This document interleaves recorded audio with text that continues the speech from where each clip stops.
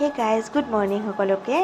ৰাতিপুৱা চাহকাপ খাই মেলি ওলাই মেলি ৰেডি হৈ ল'লোঁ এক্সামলৈ যাবলৈ বুলি। যিহেতু 9টাৰ পৰা এক্সাম আছে, মই 8:30মান বজাতেই ওলাই মেলি ৰেডি হৈ ল'লোঁ।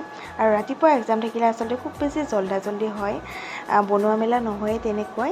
আৰু মই এক্সাম দি ওলাই আহিলোঁ আৰু বহুত বেছি ষ্টুডেণ্টেৰে ভৰপূৰ হৈ আছিলে, কাৰণ ইউজাৰ এডমিশ্যন চলি আছিলে। সেইবাবে তাৰ পৰা ওলাই মই চাহ একাপ খাই ল'লোঁ মাইণ্ডটো ফ্ৰেছ কৰাৰ কাৰণে। আৰু চাহখিনি খায়ে ডাইৰেক্ট ৰুমলৈ বুলি আহিলোঁ। আহি দুপৰীয়াৰ সাজ বনাই মেলি খাই শুই গ'লোঁ অকণমান সময়। তাৰপিছত ভাবিলোঁ যে এবাৰ বাহিৰলৈ ওলাই যাওঁ, যিহেতু খোৱা বস্তুও নাছিলে আৰু কিছুমান সৰু সুৰা বজাৰো আছিলে।